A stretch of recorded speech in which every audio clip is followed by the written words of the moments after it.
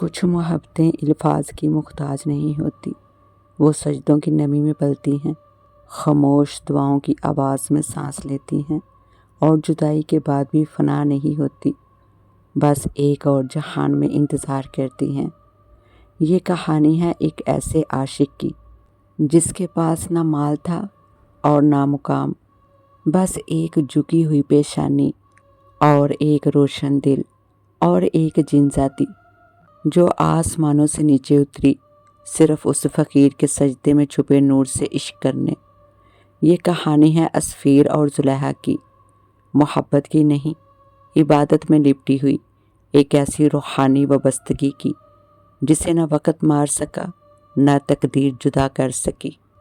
گاؤں کی مٹی سے جڑے راستوں پر جب رات کا سناٹا چھا جاتا، تب ایک چھوٹے سے کچے گھر میں ٹوٹی چراغ کی ہلکی سی روشنی جلتی۔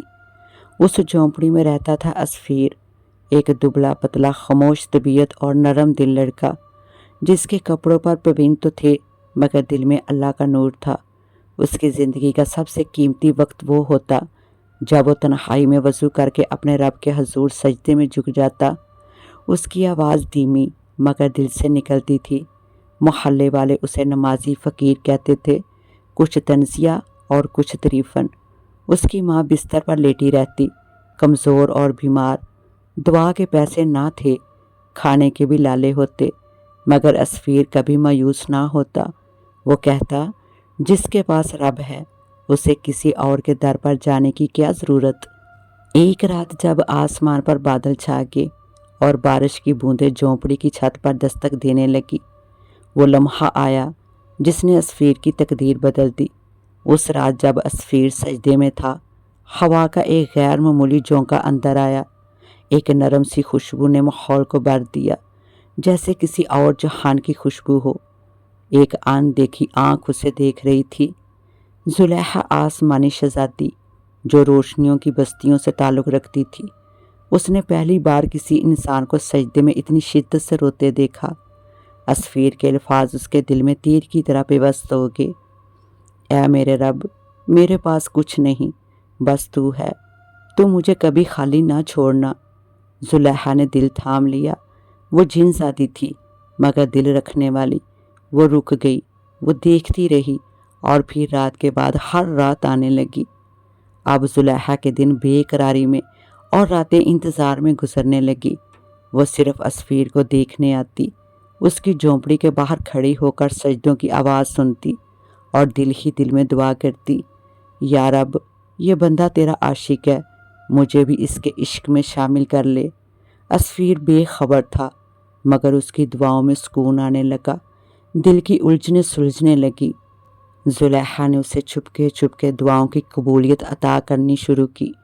کبھی درخت سے گری ایک پھل اس کے بھوکے دن کا سہارا بن جاتا، کبھی ماں کی طبیعت ایک رات میں سنبھل جاتی۔ یہ محبت عجیب تھی، خاموش ندیدہ مگر سچی۔ ایک رات زلیخا ضبط نہ کر سکی، وہ پہلی بار ظاہر ہوئی، آسمانی سفید لباس، چمکتی آنکھیں اور نرم لہجہ۔ عصفیر، ڈرو مت، میں جن ذاتی ہوں مگر تمہارے سجدوں کی گواہ بھی ہوں۔ عصفیر پیچھے ہٹا مگر خوف سے نہیں بلکہ حیرت سے۔ تم کون ہو اور تم مجھے کیوں دیکھتی ہو؟ زلیخا مسکرائی، میں اس محبت کا نشان ہوں عصفیر جو سجدے سے پیدا ہوتی ہے۔ یہ جملہ عصفیر کو چھو گیا، وہ زمین پر بیٹھ گیا اور کہا، اگر تم اللہ کے حکم سے آئی ہو تو خوش آمدید، مگر اگر میرا ایمان آزمایا جا رہا ہے تو جان لو میں صرف اپنے رب کا ہو چکا ہوں۔ زلیخا کی آنکھوں میں نمی آ گئی، وہ جان گئی وہ عاشق صادق ہے۔ اب زلیخا اس کی زندگی کا حصہ بن گئی، بالکل خاموشی سے۔ عصفیر کے رزق میں برکت آ گئی، اس کی ماں تندرست ہو گئی اور لوگ اس کی عقل و دانائی سے متاثر ہونے لگے۔ مگر عصفیر نے کبھی غرور نہ کیا، وہ اب بھی کچی جھونپڑی میں رہا، سادہ کپڑے پہنتا اور دن رات رب سے راز و نیاز کرتا۔ زلیخا نے ایک رات کہا، تم چاہو تو تمہیں محل عطا کر دوں، دولت، زمین، عزت۔ عصفیر نے جواب دیا، میرا دل تو اس در کے سجدے سے جڑا ہے جہاں سب کچھ ملتا ہے۔ مجھے تمہاری موجودگی ایک نعمت لگتی ہے، باقی سب فانی ہے۔ وقت گزرتا گیا مگر محبت کی آزمائش قریب تھی۔ آسمانی دنیا میں ایک فرمان جاری ہوا، جنات اور انسانوں کے رابطے ختم کیے جائیں۔ زلیخا کا وجود اب اسفیر کی دنیا میں نہیں رہ سکتا تھا۔ وہ ایک آخری رات آئی، جیسے چاند کو الوداع کہا جاتا ہے۔ اسفیر، میرا وقت ختم ہوا، مجھے جانا ہوگا۔ اسفیر خاموش ہو گیا، صرف اس کی آنکھوں سے آنسو بہنے لگے۔ کیا تم کبھی واپس آؤ گی؟ زلیخا نے آسمان کی طرف دیکھا۔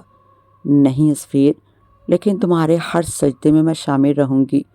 جب تم رو گے میں وہاں ہوں گی، بس دکھائی نہیں دوں گی۔ وہ گئی اور اسفیر نے پھر کبھی اسے نہیں دیکھا، مگر اس کی عبادت پہلے سے زیادہ گہری ہو گئی، کیونکہ اب اس کے سجدوں میں ایک خاموش محبت بھی شامل تھی، اور وہ تھی زلیخا کی۔ زلیخا کے جانے کے بعد جھونپڑی وہی رہی، سجدے بھی وہی، لیکن اسفیر بدل گیا تھا۔ اب وہ صرف عبادت گزار نہیں رہا تھا، وہ عاشق جدائی بن چکا تھا۔ اس کی دعاؤں میں اب التجا تھی، خاموشی میں درد تھا، اور تنہائی میں ایک انجان امید۔ رات کے سناٹے میں وہ اکثر اپنی ماں کے سوتے ہوئے چہرے کو دیکھتا اور پھر آسمان کی طرف نظریں اٹھاتا۔ زلیخا، تم کہاں ہو؟ کیا تم میری آواز سن رہی ہو؟ جواب میں صرف ہوا چلتی۔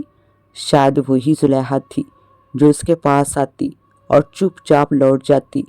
آہستہ آہستہ اسفیر کے وجود سے ایک خاص نور ظاہر ہونے لگا۔ لوگ کہتے اس کی باتوں میں تاثیر ہے، دعاؤں میں اثر ہے، اور چہرے پر کچھ ایسا سکون ہے جو عام انسان میں نہیں ہوتا۔ وہ جو کبھی نمازی فقیر کہلاتا تھا، اب درویش عشق کہلانے لگا۔ لوگ اس سے مسائل پوچھنے آنے لگے۔ وہ کسی کی بیٹی کے لیے دعا کرتا تو رشتہ آ جاتا، کسی کی فصل کے لیے دعا کرتا تو بارش ہو جاتی، مگر وہ خود اب بھی وہی تھا، نہ غرور نہ لالچ، بس ایک خاموش آنکھوں والا، سجدے میں بھیگا ہوا عاشق۔ کئی راتوں کے بعد ایک شب اسفیر کو ایک خواب آیا، ایک سفید وادی، خاموشی میں ڈوبا ہوا آسمان، اور دور زلیخا کھڑی تھی۔ وہ مسکرا رہی تھی مگر اس کی آنکھیں اداس تھی۔ اس نے کہا، اسفیر، میں تمہارے خوابوں میں آ سکتی ہوں کیونکہ تمہاری یادیں میری زندگی سے جڑ چکی ہیں۔ اسفیر بیدار ہوا، دل دھڑک رہا تھا۔ اب وہ جان چکا تھا جدائی صرف ظاہری تھی، روحانی رابطہ اب بھی باقی تھا۔ چند سال بعد اسفیر نے اپنی ماں کو بھی رخصت ہوتے دیکھا۔ ماں کی قبر پر بیٹھا وہ روتا رہا، مگر زبان پر ایک ہی بات تھی، اے اللہ، جسے تو لے جائے وہ مجھ سے جدا نہیں ہوتا، کیونکہ تیری رضا سب سے بڑی ہے۔ اب وہ تنہا ہو چکا تھا، ماں نہیں، زلیخا نہیں، مگر ایک عجیب سا نور اس کے وجود کا حصہ بن چکا تھا۔ اس نے گاؤں چھوڑ دیا اور پہاڑوں، جنگلوں، صحراؤں میں سفر کرنا شروع کیا۔ جہاں جاتا لوگ اسے ولی سمجھتے، کوئی مزار پر بیٹھا فقیر، کوئی دور کا طالب علم اس سے رہنمائی مانگتا، اور اسفیر صرف یہ کہتا، سب کچھ ملتا ہے بس ایک سجدے میں۔ زندگی کے آخری حصے میں جب اس کے بال سفید اور چہرہ جوریوں سے بھرا ہوا تھا، ایک رات وہ تنہا بیٹھا ستاروں کو دیکھ رہا تھا۔ اس کی آنکھوں سے آنسو بہنے لگے۔ زلیخا، میں اب بھی تمہیں چاہتا ہوں، مگر جانتا ہوں میرا رب مجھ سے بھی زیادہ تمہیں چاہتا ہے۔ اسی رات اس نے ایک آخری سجدہ کیا، وہی سجدہ جس میں اس نے زلیخا کو پایا تھا، اور اسی میں وہ رب کے حضور چلا گیا۔ لوگوں نے اسے پہاڑ کے ایک چھوٹے سے مزار پر دفنایا، جہاں سے ہوا چلتی ہے اور رات کو کبھی کبھی ہلکی سی خوشبو آتی ہے۔ کہا جاتا ہے کہ کبھی کبھار سفید لباس میں ایک عورت وہاں آتی ہے، قبر پر ہاتھ رکھ کر روتی ہے اور پھر غائب ہو جاتی ہے۔ شاید وہ زلیخا ہے، اور شاید محبتیں کبھی مرنے نہیں دیتی، وہ صرف اپنا روپ بدل لیتی ہیں لیکن ہمیشہ زندہ رہتی ہیں۔